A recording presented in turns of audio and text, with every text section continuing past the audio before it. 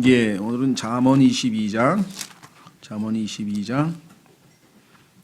13절부터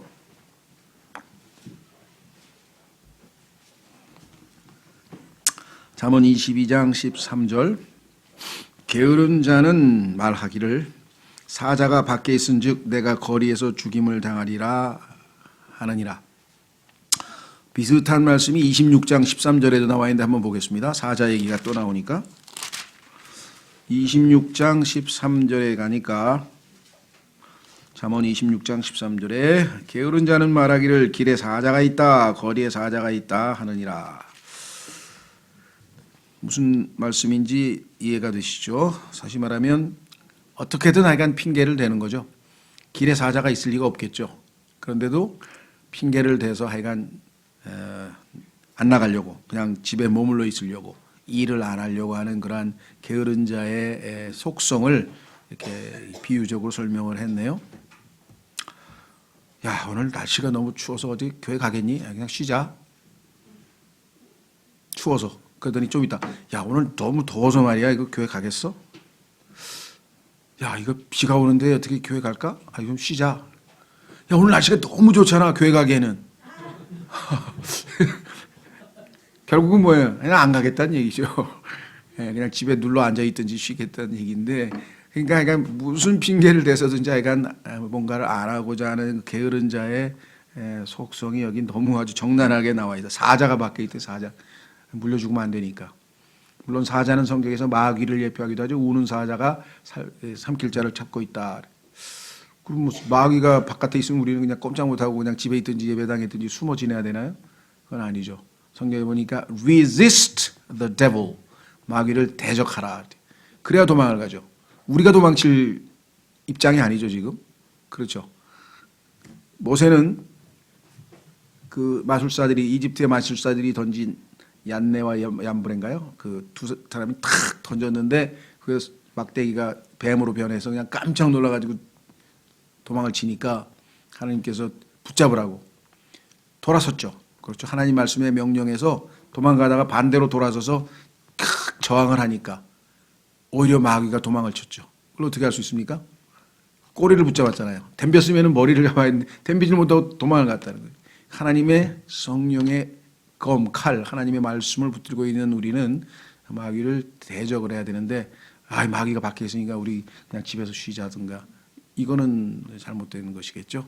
자, 그런 의미에서 봤을 때 정말 이 게으름이라고 하는 것이 성경에서 얼마만큼 자주 언급되고 있는지 잠언에서도 지금 여러 번 언급되는데요. 신약에서 한 구절 확인하고 그 다음 주제로 넘어가 보도록 하겠습니다. 신약 히브리서에 보면 부지런함과 게으름을 대조했습니다.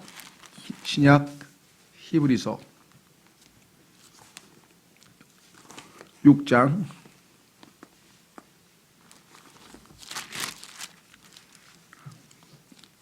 6장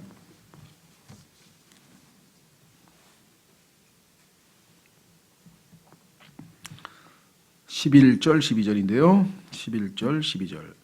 우리는 너희 각 사람이 동일한 열심을 나타내어 끝까지 소망의 충만한 확신에 이르기를 바라노니 이것은 너희가 게으르지 아니하고, 여기 나와 있네요. 이것은 너희가 게으르지 아니하고 믿음과 인내를 통해 약속들을 상속받는 자들을 따르는 자들이 되게 하려 함이라. 자, 여기 보면은 동일한 열심이라고 나와 있는 11절에 나와 있는 열심은 있는 그대로 직역하면 동일한 부지런함입니다. 이게 부지런함이 이게 diligence란 말이죠. 물론 번역 잘못됐다는 건 아니고요. 영어 자체의 이 두 가지는 부지런하고 게으르고 이 두 가지가 대조되어 있기 때문에 조금 더 이렇게 두 가지를 대조하려면 영어로 보면 또 diligence란 말이 나오죠. 그죠? 부지런함. 실제로 9절에 보면 그러나 사랑하는 자들아 비록 우리가 이같이 말하지만 너희에 관한 더 좋은 것들과 구원에 동반되는 것들이 있음을 우리가 확신하노라. 구원만 받는 게 아니라 우리가 구원에 동반되는 하나님께서 주시는 여러 보상과 상급을 우리가 원한다면 게으름을 떨어서는 그와 같은 것에 동참할 수는 없죠. 구원은 선물로 받았으니까 손만 내밀어서 받지만 손만 내밀고 받은 다음에 아무것도 안 하고 가만히 있으면 그 다음 보상에 대해서는 우리가 참여할 수가 없는 것이겠죠. 자, 그래서 11절로 갑니다. 11장으로 갑니다. 히브리서 11장 6절.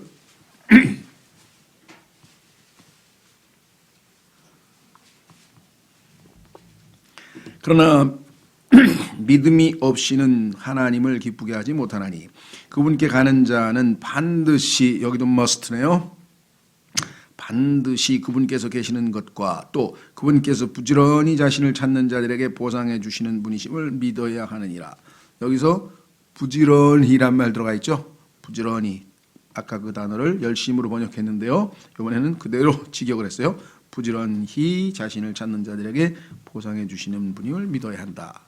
다시 돌아오겠습니다. 잠언 22장 14절. 낯선 여자들의 입은 깊은 구덩이니 주께서 몹시 싫어하시는 자는 그 안에 빠지리라.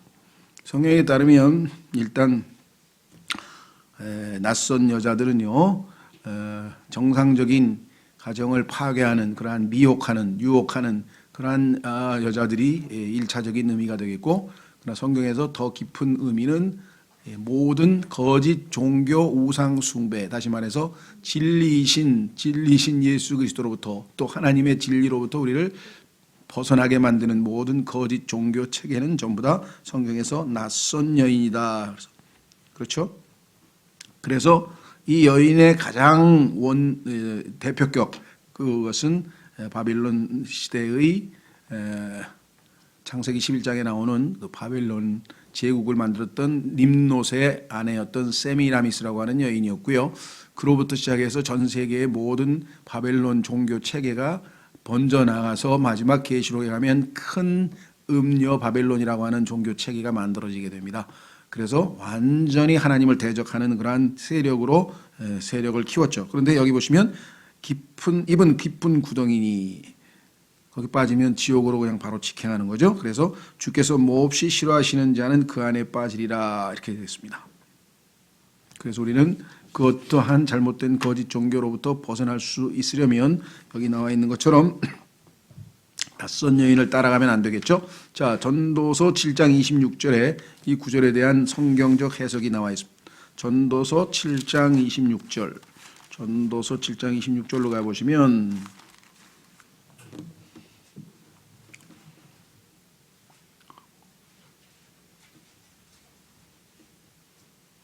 솔로몬이 많은 여인들을 부인으로 거느리고 있었기 때문에 그와 같은 직접적인 체험 당사자죠. 26절, 마음이 올가미와 금을 갖고 두 손이 묶는 띠 같은 여자가 죽음보다 더 쓴 것을 내가 알게 되었도다. 누구든지 하나님을 기쁘게 하는 자는 그녀에게서 벗어나려니와. 하나님에게 미움을 받는 자는 그 안에 빠진다 그랬으니까 하나님께, 여기도 나온 것처럼 하나님을 기쁘시게 하는 자는 그녀에게서 벗어나려니와 죄인은 그녀에게 붙잡히리라, 이렇게 얘기를 했죠. 자, 그래서 잠언 2장 16절로 가시면요, 잠언 2장, 잠언 5장, 잠언 7장에서 이 여인의 행태에 대해서 성경에서 어마어마하게 자세하게 나와요. 이것이 단순히 인간으로서 어떤 이 남자를 유혹해서 망가뜨리는 그러한 여인이면 자주 반복해서 설명할 필요가 없는데, 이것은 영적으로는 하나님으로부터 떠나게 만드는 모든 거짓 종교 체계이기 때문에 인류 역사의 모든 학문도 거기에 포함되고요, 사상도 거기에 포함되고요, 종교도 포함되고, 그렇기 때문에 성경에서 얼마나 자주 반복되는지 모르겠습니다. 자, 2장에 보시면 16절, 2장 16절에 말씀하시기를,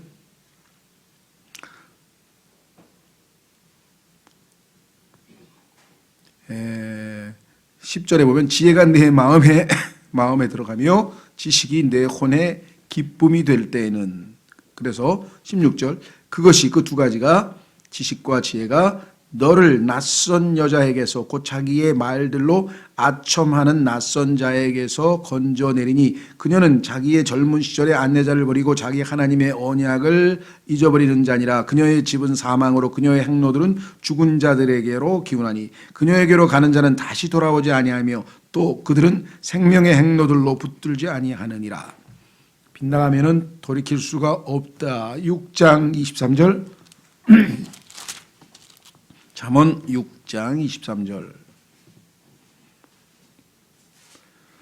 그 명령은 등불이요 그 법은 빛이며 훈계하는 책망들은 생명의 길이니라. 그것이 너를 지켜 악한 여자에게서 떠나게 하며 낯선 여자의 혀에서 나오는 아첨하는 말에서 떠나게 하리라. 그녀의 아름다움을 따라 내 마음속에 정욕을 품지 말며 그녀가 그녀의 눈꺼풀로 너를 붙잡지 못하게 하라 하면서 여기 그녀가 유혹하는 방법과 수법이 여기 자세하게 쭉 열거되어져 있습니다.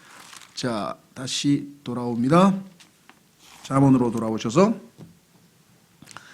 그래서 우리를 진리이신 예수 그리스도로부터 벗어나게 하려고 하는 온갖 마귀의 계계가 이 낯선 여인들로 묘사되어서 포진되어 있다.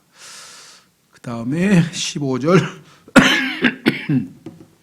아이의 마음에는 어리석음이 매여 있거니와 바로잡는 회초리가 그것을 몰아내어 그에게서 멀리 떠나게 하리라. 이 교육에 대해서는 여러 번 말씀드렸었죠. 어렸을 때부터 바로잡아야 된다. 근데 여기 어리석음이 매여 있거니와 그렇죠. 인간은 아시다시피 아담의 후손이고 아담의 그 죄성이 이미 몸에서 지닌 채로 태어나기 때문에 어린아이가 저지르는 그러한 참 어리석음은 회초리. 그래서 징계의 매는 효력이 있습니다. 그래서 매를 많이 맞으면 무엇이 옳은지 그런지도 분별할 뿐만 아니라 이와 같은 어리석은 짓을 금할 수가 있어요. 그런데 징계가 확실하지 아니하면은 어떻게 되는가? 정반대가 됩니다. 한번 확인해 보겠습니다. 전도서 7장으로 가면 이 땅에 왜 그렇게 똑같은 죄를 또 짓고 죄진 사람이 재범, 삼범 계속 있죠. 자, 전도서 8장 11절 악한 일에 대한 판결이 신속히 집행되지 아니하므로 그런 까닭에 사람들의 아들들의 마음이 악을 행하려고 그들의 속에서 완전히 고정되었더라. 여기는 이제 우선 신속히 집행이 안 된다라고 했죠. 요즘에 하여간 재판도 몇 년이 걸려가지고요. 또 잘못 하나 하면은 그거를 수사하고 조사하고 재판하고 하는데 이렇게 오래 걸리니까 징계 효과가 없어요. 매는 그 잘못을 저질렀을 때 바로 그 순간에 징계가 가야 거기에 대한 바로 인식을 하게 되고 효과가 나타나게 되죠. 자, 그 다음에 다시 잠언으로 오시면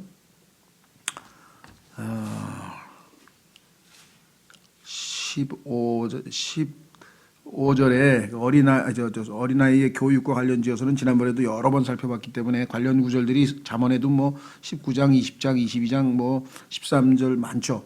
그렇죠? 그래서 우리 바로 몇 주 전에도 벌써 그 6절에도 있잖아요. 바로 위에 22장 6절에 보면 아이가 마땅히 가야 할 길로 아이를 훈련시키라. 그리하면 그가 늙어서도 그 길을 떠나지 아니하리라.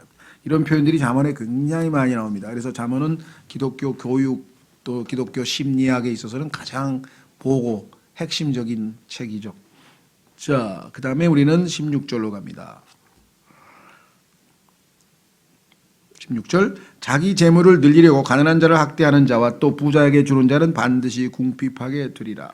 하나님께서 싫어하시는 일이 여기 전부 다 나와 있죠. 14장 31절로 가시면 분명히 하나님께서 말씀하시기를 14장 31절 가난한 사람을 학대하는 자는 그를 만드신 분을 모욕하되 그분을 공경하는 자는 가난한 사람에게 긍휼을 베푸느니라. 성경에 보면 하나님께서 가난한 사람들 특히 과부 그다음에 고아 나그네 이런 사람들에게는 하나님께서 특별한 호의를 베푸셔서 그들을 위로하시는 것이 하나님의 성품이다 보니까 그리스도인이라면 당연히 우리도 그와 같은 마음을 품어야 되겠다 그렇습니다. 자, 그래서 야고보서에 가면 가난한 자와 부자에 대해서 두 번에 걸쳐서 경고가 나와 있습니다. 한번 확인하고 그 다음 테마로 가보겠습니다. 야고보서 1장에 가보시면 하나님이 얼마나 공평하신 분인가. 야고보서 1장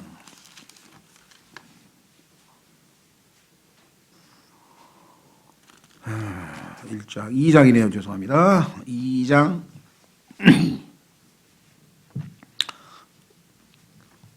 2장 1절에 보면은요.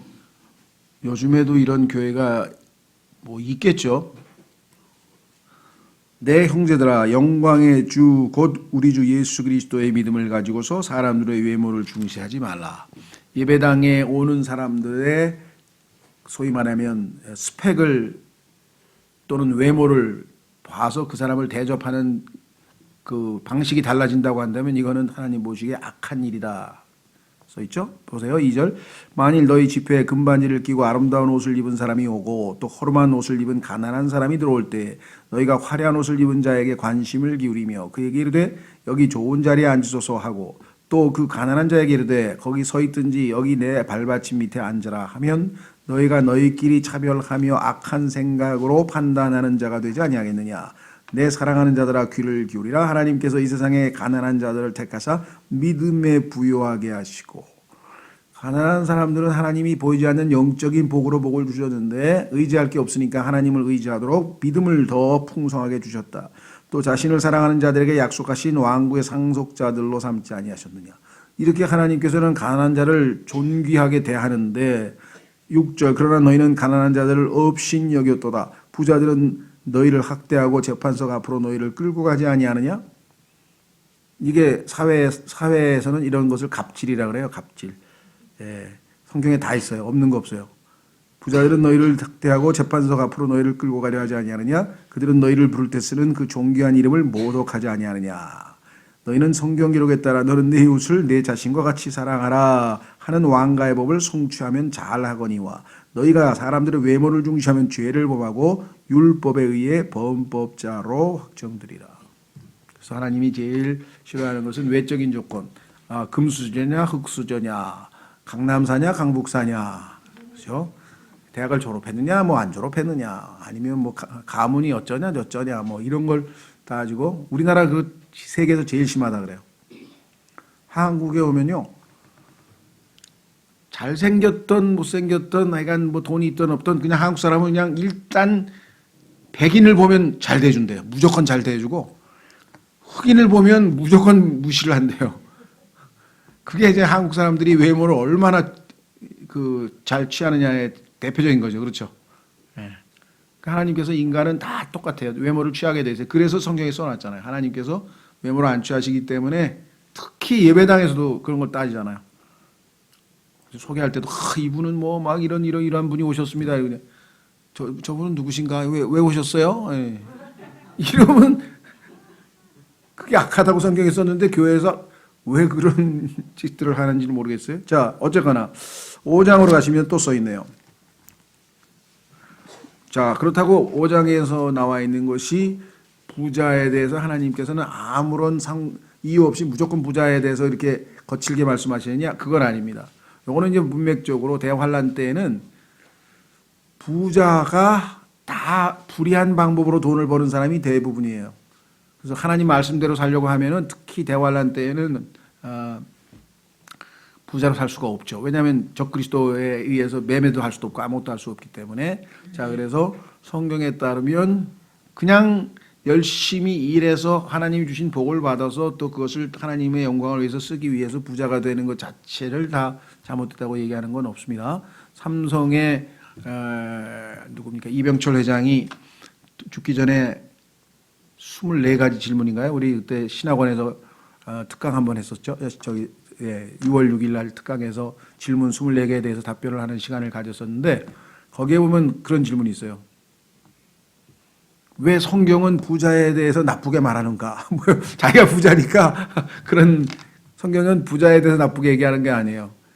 부자를 나쁘게 대하는 것은, 성경에서 부정적으로 말하는 것은 부자의 특징이 하나님보다 돈을 신뢰하기 때문에 그렇다라고 디모데전서 6장에 써 있죠. 그렇죠? 그러니까 어떤 사람이 정당한 노력에 의해서 부자가 된 것에 대해서 성경은 아무런 어떤 이의를 제기하지 않습니다. 자, 여기도 마찬가지예요. 야고보서 5장 1절도 그런 전제 조건을 좀 보시면서, 자 이제 너희 부자들아 너희에게 임할 너희의 비참한 일들로 인하여 슬피 울며 울부짖으라. 너희의 재물은 썩었고 너희의 옷은 좀 먹었으며 너희의 금과 은은 부식되었으니 그것들의 녹이 너희를 대적하는 증인이 되고 불같이 너희 살을 먹으리라. 너희가, 여기 나와 있잖아요, 마지막 날들을 위해 재물을 함께 모아 쌓았도다. 여기 나오는데 4절.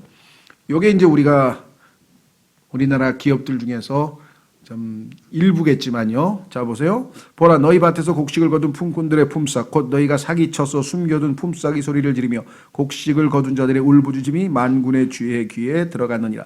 너희가 땅에서 쾌락 가운데 살며 방탕함에 빠져 사륙하는 날에서와 같이 너희 마음을 살찌게 하였도다. 너희가 의인을 정죄하고 죽였으나 그는 너희에게 대항하지 아니하느니라. 자 여기 보시면 정당한 노력의 대가로 지금 임금을 줘야 되는데 아, 요런 봐라. 요거 불법 체류자 아니야? 요거. 아, 요거. 야, 너 월급 주세요. 너 고발해? 너 불법이야? 이래가지고선 불법 노동자, 이주 노동자들의 그 돈을 착취하는 우리나라 사람들이 악명이 높아요. 물론 또 반대도 많죠. 그 사람들 막 친절하게 대해줘가지고 정말 한국에 대해서 긍정적으로 생각하는 사람들도 있지만 상당수의 사람들은요, 그런 약점을 쥐고선 그 외국서도 그렇더라고요 보니까. 우리나라 사람들이 이제 뭐 캐나다고 미국이 어디 이민 가잖아요. 그러면 상당수의 사람들은 불법 체류자란 말이에요. 왜냐하면 정당하게 아니 그러니까 거기서 어떻게 해서 하여간 꼭 영주권을 어떤 방식으로든지 얻어야 되는데 그러려면은 하여간 뭐 여러 가지 조건이 필요하잖아요. 그래서 그거를 악용하는 또 주인이 있어요. 막 5년 10년 동안 실컷 부려먹고 세금을 낸 근거가 있어야 그것을 근거로 해서 이제 이 사람은 여기 와서 노동을 해서 이만큼 세금을 냈다. 그래서 영주권을 주는데 월급을 그냥 엄청 짜게 해주고 세금 신고를 안 하는 거예요. 왜냐하면 자기가 그 사업체에서 세금을 덜 내려고. 그래서 결국은 막 5년 10년 동안 실컷 부려먹고 그런 사람들이 많아요. 결국은 영주권 못 받고 정말 그렇게 학대당하는 사람들이 의외로 해외에도 있어요. 제가 그 중에 한 사람을 돕고 싶어서 도운 게 아니라 하나님이 보내셔서 이성길 형제라고 이름도 안 잊어버렸네. 아, 이 사람이 한국에서 그냥 무작정 온 거야. 스페인에 바르셀로나에. 그래서 어떻게 왔냐니까 거기 있는 식당에서 자기에게 와서 숙식 제공과 학교를 보내줘서 스페인어 배우는 학교를 보내줘서 스페인어를 배우게 해준다 그랬대. 그래서 자기가 2년 동안 월급 안 받고 그냥 숙식 제공하고 용돈 조금 받고 학교 다니게 해준다 그랬다. 이게 2년 지나면 자기는 이제 말을 좀 할 줄 아니까 자기가 독자적으로 직장을 구할 생각을 했겠죠. 근데 주인 입장에서는 그게 아니지. 요 약점을 줘가지고 요 불법 노동자요. 그래서 2년 지났는데 학교도 안 보내주고 실컷 부려먹고 월급도 안 주고 용돈 조금 주고 먹여주고 근데 이 형제가 좀 거칠어요. 그냥 나왔어. 근데 뭐 스페인 말도 못해. 어디로 가요? 유학생이라고는 달랑 다 혼자 있는데 그냥 절 찾아왔어요. 그 어떻게 할 수 없이 내가 묵는 내 방 옆에 하숙방 제일 내가 묵었던 데가 제일 싼 데예요. 스페인은 제일 싼 하숙방이니까 거기다가 이제 방을 하나 얻어주고 2주치 아침 점심 저녁 먹을 돈만 줬죠. 일단 뭐 방법이 없잖아. 그 빨리 일자리 구하라고. 오늘 보니까 없어졌어. 그러니까 뭐 일자리를 구했든지 뭐 했든지 그래서 그냥 난 잊어버리고 있었죠. 그래서 한 1년쯤 지났나?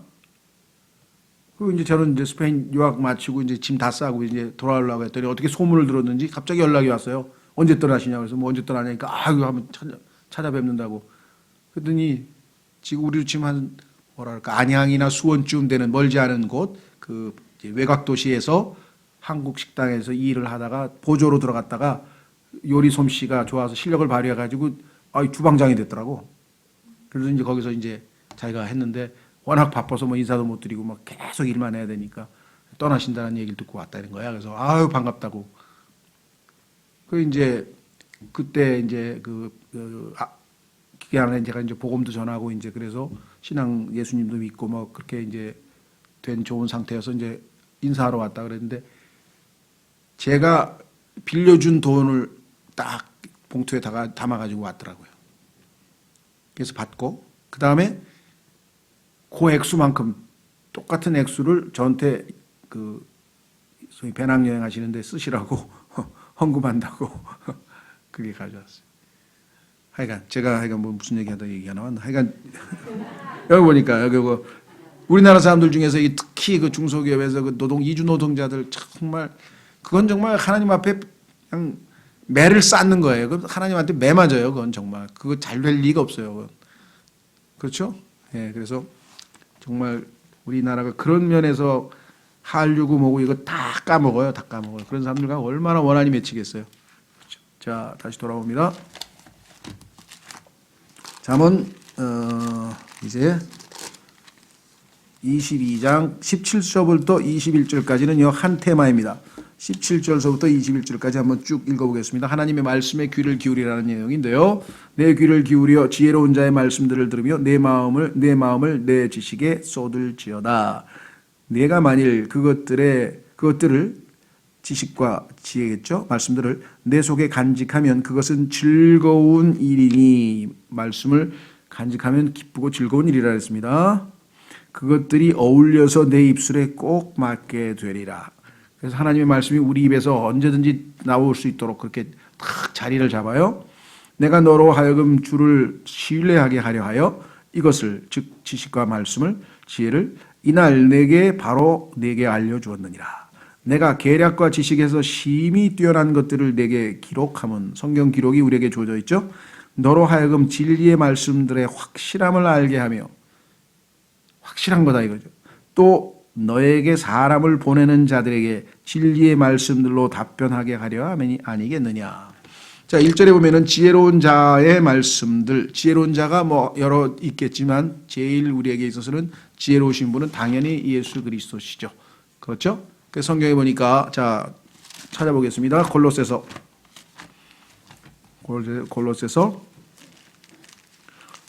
1장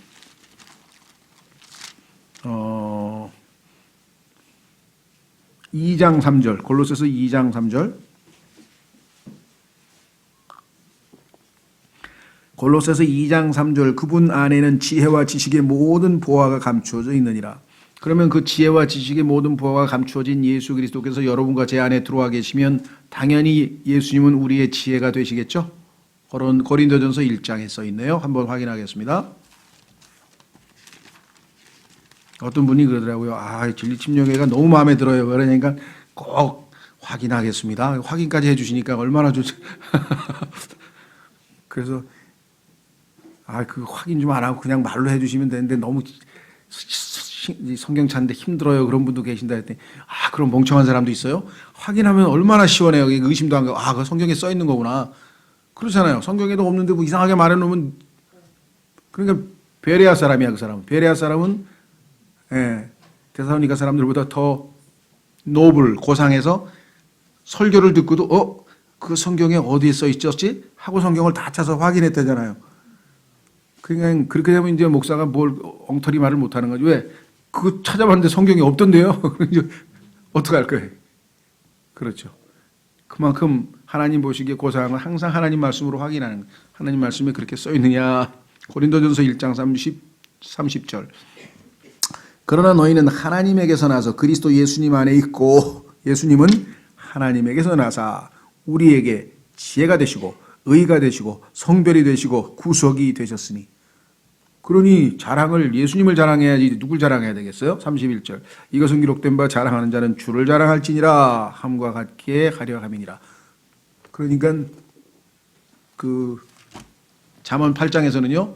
지혜가 말하노라 하면서 지혜가 의인화돼서 외칩니다.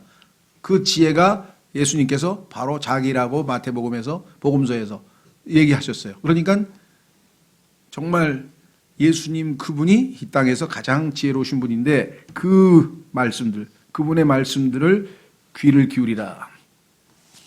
계시록에 보면은 여러분들 계시록 7교회에 주님께서 하신 말씀 중에 7번 똑같은 방법이 있죠. 뭐라 하십니까? 귀 있는 자는 들을지어다. 그렇죠. 근데 귀는 있는데 못 듣는 사람이 있어요. 그렇죠. 보아도 보지 못하고 들어도 듣지 못하고 피지컬. 그래서 음성은 들리는데 그게 무슨 뜻인지 못 깨달으면 못 들은 거죠. 봤는데 그게 뭐를 의미하는지 모르면 못 본 거죠. 그렇죠. 그렇게 예수님께서 말씀을 하셨습니다. 영적인 이 소경과 영적인 이 귀머거리들이 이 땅에 얼마나 많은지를 주님께서 말씀하고 계신 것이겠죠. 자, 그래서 다시 17절로 오시면 내 귀를 기울여 지혜로운 자의 말씀들을 들으며 내 마음에 내 지식에 쏟을지어다. 자, 내 지식에 쏟을지어다. 이 쏟는다는 말 자체가 정말 뭐라고 표현해야 되나요? 아주 그냥 쫑긋하고 마음을 완전히, 요즘 뭐 표현이 뭐라 그러나요? 올인이라 그러나요? 그냥 마음을 다해서 그 지식을 쏟을지어다. 자, 성경에 보면은 예수 그리스도께서 성경은 나에 대해서 말씀하신 거라고, 증언하는 거라고 말씀했고, 성경은 그래서 우리는 예수 그리스도를 아는 지식에서 자라가라. 예수 그리스도가 어떤 분이신가를 창세기부터 계시록까지 다 써놨기 때문에 성경에서 단순한 지식만 얻어서 그냥 정보만 얻으면 그건 아무런 의미가 없어요. 그렇죠? 그건 뭐 고시 공부하듯이 성경을 달달달달 외우는 거야 보면. 성경 속에서 예수 그리스도를 만나야 된다는 게, 하나님의 말씀은 살아있고 살아있는 그 생명력 있는 말씀을 통해서 예수 그리스도를 만나서 예수 그리스도가 어떠하신 분인지를 알면 믿음이 쑥쑥 자라죠. 왜? 그분은 정말 믿을 만한 분이구나, 정말 신뢰할 만한 분이구나, 그걸 우리가 체험적으로 점점 느낄 수 있잖아요. 그렇죠? 그래서 자, 고린도전서 8장에 가면 지식이라고 다 좋은 지식이 아닙니다. 정보 자체가 나쁠 건 없어요. 그런데 정보가 정보에서 끝나면 아무도 의미도 없어요. 예수님에 대해서는 잘 알아. 정보가 많으니까. 그런데 예수님은 잘 몰라. 이해가 되세요? 예. 저는 문재인 대통령에 대해서 꽤 알아요. 왜? 신문에 보니까 뭐 학교를 어떻게 했고, 뭐 과거에 뭐 어떻게 했고, 뭐 그 경력이 다 나오잖아요. 인터넷에 보면 인터넷에 보면 다 나오죠. 근데 문재인 대통령을 난 몰라. 왜? 밥을 한 끼를 먹어봤나? 대화를 한번 해봤나? 서로 뭐 속마음을 터놓고 얘기해봤나? 몰라. 대해서 알아볼 소용이 없어요. 하나님에 대해서 아는 것은 나쁠 건 없죠. 그러나 그것이 예수님을 아는 데에 수단으로 쓰여야지 그 자체가 의미가 있는 건 아니죠. 그렇죠? 자, 그래서 고린도전서 8장에 보면 이런 얘기가 나와요. 1절, 이제 우상들에게 바친 것들에 관하여는 우리가 다 지식이 있는 줄로 아나니 지식은 우쭐되게 하나 사랑은 세워주느니라. 야, 그것도 모르냐? 난 그걸 안다. 모르고 알고 그 자체가 그렇게, 물론 세상에서 성공하려면 지식은 힘이다. 그래서 뭐 요즘에 정보를 먼저 차지하고 독점하는 사람이 다 아주 최고의 대우를 받고 돈도 많이 벌고 뭐 이 세상에서는 성공할 수 있겠죠. 어떻게 보면. 예. 성경에서 말씀하시는 것은 단순한 지식, 정보, 내용이 아니라 인격이신 예수 그리스도를 알아가는 건데, 예수 그리스도를 알아가는 것이고요. 첫 번째. 두 번째는 예수님이 소유하고 계신 지식. 그 지식은 진짜 지식이죠. 그렇죠? 예수님을 알아가는 게 첫 번째고, 두 번째는 the knowledge of Christ 했을 때는 예수님이 가지고 계신, 요즘 표현으로 하면 노하우가 있어요. 예수님만 아는 방법. 마귀를 어떻게 우리는 물리칠까 말이에요. 마귀가 찾아와가지고 내 마음을 괴롭히고 계속 유혹할 때 어떻게 해요? 이를 악물고 참다가 마귀야 물러가라니까. 그런다고 마귀가 뭐 듣습니까? 네. 예수님에게서 배우는 거. 예수님 뭐예요? 기록되었으되, 말씀을 탁 해가지고 성령의 칼을 한번 휘두르니까 마귀가 그냥 속된 말로 그냥 찍소리도 못하고 그냥, 두 번째 또 한번 건드리니까 기록되었으되, 세 번에 걸쳐서 기록되었으되 했더니 그냥 마귀가 도저히 대항할 수가 없어요. 왜? 하나님의 말씀은 성령의 칼이잖아요. 나중에 이 우주가 불타는 거죠. 계시록에 보면 예수님의 입에서요 말씀의 칼이 나와가지고 이 땅에 아마겟돈 전쟁에서 승리하시는 장면이 나와요. 얼마나 무서운 말씀이에요. 빛이 있으라 하면 빛이 있게 되고, 그렇죠? 말씀 자체가 바로 리얼리티로 바뀌는 그 어마어마한 파워풀한 말씀이 계시는데, 그것 이외에는 마귀를 이길 수 있는 방법이 없잖아요. 그렇죠? 그 다음에 뭐 그 이외에도 우리가 미움을 이길 수 있는 방법을 합니까? 실족했다가 낙심했다가 회복될 수 있는 방법을 합니까? 이 영적인 지식에 대해서 우리가 완전히 뭐라고 표현해야 되나? 몰라. 무식해. 잼뱅이야, 잼뱅. 아무것도 몰라. 예수 그리스도로부터 하나 둘씩 배워요. 그래서 예수님께서 뭐라 하세요? 나는 마음이 온유하고 겸손하니 내게 와서 배우라. 이 돈도 안 받고 무료로 그냥 이 세상에서 최고의 사교육을 시켜준다는데 오지를 않어. 예? 여러분들 우리 여기도 지금 수요일도 마찬가지지만 토요일 날 그 90분 동안 이 세상에 트럼프 할아버지도 모르는 양 엄청난 정보를 거기서 다 쏟아내는데 그렇죠? 근데 그런데 관심들이 없어요. 얼마나 안타까워요. 예. 자기의 운명도 가르쳐주고 우주의 운명도 가르쳐주고 어떻게 하면 하늘에 가서 상급받는지도 가르쳐주고 보이지 않는 것보다 보이는 것보다 훨씬 더 오래가고 소중한 그 하나님이 주시는 복들도 영적인 복에 대해서도 가르쳐주고 그 가치를 모르니까 그래. 가치를 모르니까 그렇죠. 자, 그래서 다시 돌아옵니다. 18절 내가 그것들을 내 속에 간직하면 예, 이쪽 귀로 듣고 저쪽 귀로 흘리면 안 됩니다. 간직하는 게 중요한 거예요. 간직하면 요한복음 15장에서 예수님께서 내 말이 너희 안에 거하면 떠내려가 버리는 사람이 많아요. 거하면 간직하면 그것은 즐거운 일이니 그 말씀이 우리에게 가져다주는 복들로 인해 얼마나 즐겁게 세요. 하나님은요 쾌락주의자세요. 왜? 이 온 우주 만물을 하나님이 즐거움을 위해서 만들었다고 계시록 4장 11절에 써 있어요. 그래서 그리스도인이 즐거워하는 것은 특권이에요. 다만 세속적이고 관능적인 쾌락이 아니라 하나님이 주시는 즐거움인데 그 즐거움이 뭐예요? 말씀들이 내 마음에 간직되어 있으면 그냥 저절로 웃음이 나와요. 아, 저 꽃을 하나님이 나를 위해서 만드셨구나. 야, 하나님께서 약속을 지키시는구나. 왜? 땅이 있는 동안에는 더위와 추위와 이 계절이 바뀐다고 창세기에 약속을 해놨는데 아, 그래 약속을 지키고 언제 드디어 가을 됐네 이제. 여러분들 겨울 될 것 저절로 되는 거 아닙니다. 하나님이 자신을 신실하게 약속을 지켜서 이 땅에 있는 동안에 겨울이 오는 거지. 그냥 저절로 아니 그게 뭐 자연적으로 되는 거 아니야. 그 자연현상 아닌가? 자연현상 아니에요. 아니 자연현상 맞아요. 근데 그 자연현상을 주관하시는 분이 누구냐 이 말이에요. 말씀으로 이 우주 만물을 붙들고 계신 분이라고 히브리서 1장에 써 있고 느헤미야 9장에 써 있고 에너지 보존의 법칙 에너지를 보존하고 계신 분이 계시고 하나님을 안다는 것은 엄청난 일이죠. 자, 그래서 여기 보시니까 입술에 꼭 맞게 되리라.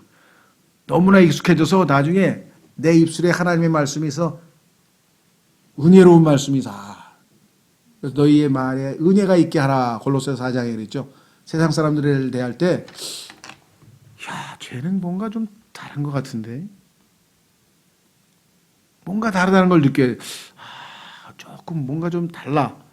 그렇죠? 뭔 얘기를 해도 뭐 제가 뭘 아는 게 뭐가 있겠습니까? 다만 저는 하나님 말씀을 믿으니까 하나님의 말씀에는 이렇게 되어 있네요. 아, 요즘에 그 이상한 목사들이 나와가지고 그냥 막 광화문에서 뭐 마이크 잡고 막 그게 무슨 난리입니까? 그거 맞는 겁니까? 당신 크리스찬이면 답변해 보세요. 아, 글쎄, 제 생각의 말씀이죠. 내 생각해서 내 견해 얘기해서 뭐 할 거예요? 아, 거기에 대해서는 하나님께서 이렇게 말씀하셨네요. 예, 이 세상은 악한 세상이기 때문에 이 세상에 대해서는 지금은 예수님이 이 나라는 지금 이 세상은 내 나라가 아니라 그랬고 예수님이 오시면 아주 정의롭고 평화로운 나라로 만드신다 그랬는데 그때까지는 이 땅에서 예수 그리스도를 믿는 사람들은 시저의 것에 대해서 너무 신경 쓰지 말고 오직 그들을 위해서 기도하고 영적인 일에 하나님의 왕국에 전념하라고 말씀하셨는데 그럼 왜 그렇습니까? 죄송합니다. 그 사람들이 성경을 잘 몰라서 그래요. 그래서 제가 성경을 열심히 가르쳐주라니까 한번 배워보실래요? 됐어요. 보세요. 당신도 싫다 그러잖아요. 저 사람 똑같아요. 하나님 말씀을 배운 사람은 성경대로 하기 때문에 그렇게 행동 안 합니다. 이렇게 돼요. 자, 그래서 하여간 여기 보면은 입술에 꼭 맞게 되리라. 내가 너로 하여금 주를 신뢰하게 하려 하여. 이 모든 일은 우리로 하여금 주님을 더욱 믿고 더욱 믿음이 커지고 신뢰하게 하려 하여. 그래서 성경에 보니까 통치자를 믿는 것보다 주를 신뢰하는 것이 더 낫다. 사람을 신뢰하는 것보다 주를 신뢰하는 게 낫다. 성경에 두 번에 걸쳐서 써 있어요. 한번 확인해 보겠습니다. 시편 118편 8절 같은데요. 시편 118편 8절은 뭐 100% 정확한지는 모르겠습니다. 성경에서 가장 정 가운데 있는 구절이라고 알려져 있어요. 뭐 어떤 분은 뭐 좀 아닌 것 같다고 얘기하는 분도 있는데 그것까지는 잘 모르겠고 일단 이때까지 알려진 바로는 시편 118편 8절이 성경의 정중앙에 있는 구절이라고들 합니다. 뭐 그게 중요한 건 아니고요. 뭐라고 돼 있나 보세요. 주를 신뢰함이 사람을 신뢰함보다 나으며 주를 신뢰함이 통치자들을 신뢰함보다 낫도다. 저는 제일 신뢰할 만한 분을 신뢰하고 있습니다. 그렇죠? 예? 고 안희숙 자매님이라고 하는 분이 하신 말씀 중에 사람들이 왜 그렇게 신앙생활에 있어서 실족하는가? 사람은 신뢰의 대상이 아닙니다. 사람은 사랑의 대상일 뿐입니다. 신뢰의 대상은 주님이십니다. 주님을 신뢰하고 사람은 믿지 마시고 그냥 사랑해 주세요. 얼마나 오랜 생활, 신앙생활 속에서 터득한 그런 명언 아니겠습니까? 자, 다시 돌아가서 주를 신뢰하게 하려 이것을 이날 내가 내게 너로 알려주었느니라. 20절 내가 계략과 지식에서 심히 뛰어난 것들을 내게 기록하면 이 세상에서 그냥 단순히 좋은 것도 아니고요. 단순히 그냥 아주 뛰어난 정보도 아니고요. 심히 뛰어나다 하는데 이게 excellent 하다는 말이에요. excellent. 성경에 나와 있는 거는요. 아주 뛰어난 아주 최고의 내용들이 여기 들어가 있어요. 그래서 그걸 기록을 해놨어요. 하나님께서. 왜? 목적이 있죠. 그 목적이 뭐냐. 이것 기록하면 너로 하여금 진리의 말씀들의 확실함을 알게 하여. 기록은 확실하죠. 그렇죠? 구전하다 보면요. 말 전하다 보면 한두 마디 빠지고 뭐가 잘못돼가지고 그래 돼 있어요. 그렇죠? 이 히랍 철학의 약점은 구전이에요. 그리고 이 소크라테스도 자기가 책을 직접 쓴 것이 아니라 플라톤이 하여간 쓴 소크라테스에 대한 책도 썼는데 그 사람들은 말로 구전하면은 정확성이 떨어집니다. 하나님께서는 모세에게 반드시 기록하라 그랬어요. 1.1획도 손대지 말고 반드시 기록하라 그랬어요. 기록. 그래서 성경을 영어로 뭐라 하면 the scripture. 성경 기록이라 그래요. 기록. 스크라이브가 기록관이거든요. 서기관. 그래서 서기관들이 성경을 한자 다 일일이 베꼈잖아요. 가죽에다 다 썼죠. 그래서 기록이 중요한 거예요. 기록. 그렇죠? 그래서 서양 문화의 두 틀이 있는데 하나는 헤브라이즘, 기독교 성경이고요. 또 하나는 그리스 로마 신화인데 그리스 문명인데 이거는 신뢰가 약해요. 여기 certainty, 확실함이 없어. 왜? 구전이니까. 근데 이거는 1.1획도 손상될 수가 없어. 확실해요. 그래서 누가복음에서도 말했잖아요. 누가가 내가 확실한 정보를 데어빌로 각하여 내가 드리겠습니다 하면서 내가 쓴 이 누가복음은 확실한 겁니다. 그렇게 얘기했죠. 자, 그래서 확실함, 진리의 말씀들의 확실함을 알게 하며 정확하게 기록된 대로 그대로 배우라. 또 너에게 사람을 보내는 자들에게 진리의 말씀들로 답변하게 하려 함이 아니겠느냐. 여러분들이 하나님의 말씀을 차곡차곡 배워서 제대로 잘 갖추어지면 하나님께서요, 굶주린 사람들, 영적으로 굶주린 사람들을 보내세요. 하나, 둘씩. 왜? 지금 말씀의 기근의 시대이기 때문에 어디 가서 이 사람이 제대로 된 꼴을 먹을 데가 없는 거예요. 그래서 어떤 사람이 그 꼴을 제공할 수 있는 준비를 갖추게 되면 그런 사람들을 하나, 둘씩 보낸다니까요. 실제로 뭐 여기서 개인적으로 자기가 이렇게 소개해서 데리고 오신 분도 많이겠지만 여기 오신 분들의 거의 대다수는 그냥 알아서 오신 거예요. 실제로. 왜냐하면 하나님의 말씀이 그만큼 끌어당기는 힘이 있어요. 여기 나와 있는 것처럼 답변을 하나님이 보내서요. 아, 저 사람한테 가면 내 양이 굶지 않고 먹을 수 있겠구나. 가서 먹이는 거예요. 자, 너에게 사람을 보내는 자들에게 진리의 말씀들로 답변하게 하려 함이 아니겠느냐라고 성경에 분명하게 말씀을 했습니다. 성경에 보면 하나님의 말씀은 일반 말씀들하고 달리 이 말씀은 믿음을 제공하는 말씀이에요. 이 말씀을 믿으면 하나님에 대한 신뢰감이 생겨요. 아, 하나님 정말 믿을 만한 분이구나. 그래서 로마서 10장 8절에서 하나님의 말씀을 믿음의 말씀, 그냥 말씀이 아니라 믿음의 말씀. 이 말씀을 자꾸 읽고, 그렇죠. 그래서 믿음은 들음에서 나고, 들음은 하나님의 말씀으로 말미암았다. 제일 어리석은 사람이 제가 믿음이 약한데 믿음 좀 키울 수 있는 방법이 없을까요? 성경에 써 있잖아요. 믿음은 들음에서 나며 들음은 하나님의 말씀으로 말미암았다. 하나님 말씀을 많이 들으면 믿음이 생기는 거 아니에요. 이해가 되시죠? 왜? 믿음은 들음에서 나고 들음은 하나님의 말씀으로 듣는데 성경에 답이 써 있는데 어떻게 믿음 좀 키울 수 있는 방법이 없냐고. 뭐 어느 제약해서 뭐 믿음 키우는 뭐 약을 만듭니까? 없어요. 하나님 말씀을 반복해서 자주 듣다 보니까 아, 그거였구나. 예수님 제자들이 왜 믿었어요, 예수님을? 예수님께서 부활하신 후에 신구약을 이제 구약 성경을 쫙 하면서 자신에 관한 것들을 다 풀어서 얘기하니까 그냥 마음이 타오르면서 뜨거워지면서 그냥 뭐 얼마나 믿음이 더 커졌습니까? 그 다음에 그냥 성령 받은 다음에 막 담대하게 외치고 목숨 걸고 이 하나님의 말씀을 선포하는 자들이 되었잖아요. 그렇죠? 자, 그래서 우리는 뭐 이것 이외에도 더 많은 말씀을 나눌 수 있겠지만 오늘 기도를 해야 되니까 17절서부터 21절까지는 정말 우리에게는 바로 적용해야 될 너무나 소중한 말씀이죠. 그렇죠? 특히 성경대로 믿는 그리스도인들에게는 17절부터 21절까지 말씀을 쭉 묵상하시면서 실천하는 여러분과 제가 됐으면 좋겠습니다. 자, 오늘 주신 말씀, 하나님 말씀이 우리의 마음밭에 떨어졌는데 이제 이 말씀이 우리 안에서 잘 싹을 내서 많은 열매로 하나님을 영화롭게 할 수 있도록 잠깐 기도하겠습니다.